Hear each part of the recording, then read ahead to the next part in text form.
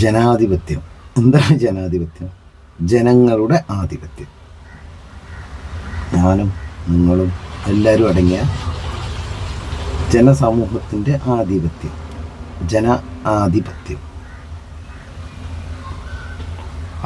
അതെങ്ങനെയാണ് പൂർണ്ണമാകുന്നത്?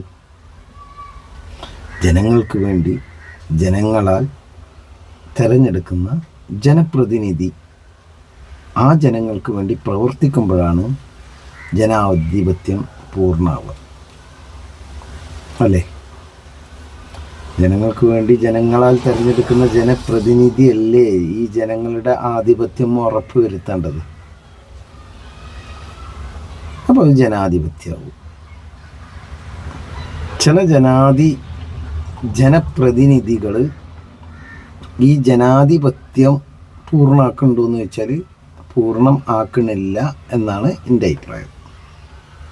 ഒക്കെ സ്വാർത്ഥരാണ്, എല്ലാവരും സ്വാർത്ഥരാണ്, അവർക്ക് വേണ്ടിയാണ്. അപ്പോൾ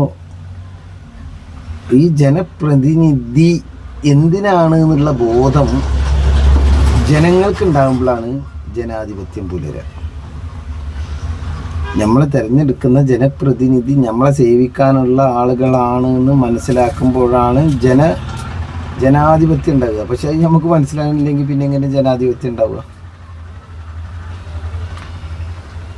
ഈ ജനപ്രതിനിധിനെ തിരഞ്ഞെടുക്കുന്നത് നമുക്ക് വേണ്ടിയിട്ടാണ്, ജനങ്ങൾക്ക് വേണ്ടിയിട്ടാണ് എന്ന് മനസ്സിലാക്കുന്ന ഒരു സമൂഹം ഉണ്ടാകുമ്പോഴല്ലേ ഉള്ളൂ ജനാധിപത്യം ഉണ്ടാവുക.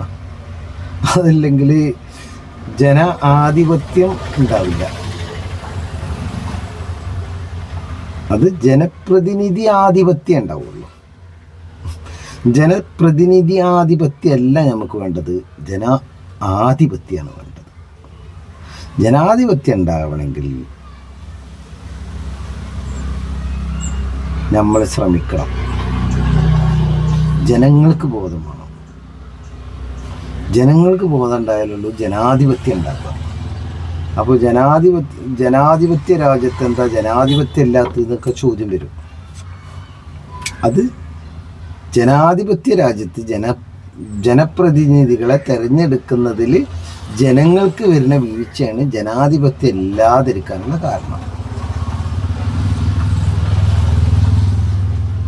അപ്പോൾ നമ്മൾ തിരഞ്ഞെടുക്കേണ്ടത് ജനങ്ങളെ സേവിക്കാനുള്ള ഒരു ജനപ്രതിനിധിനെയാണ്. അത് തിരഞ്ഞെടുക്കാത്തോടത്തോളം കാലം ജനാധിപത്യം ഇവിടെ ഉണ്ടാവില്ല.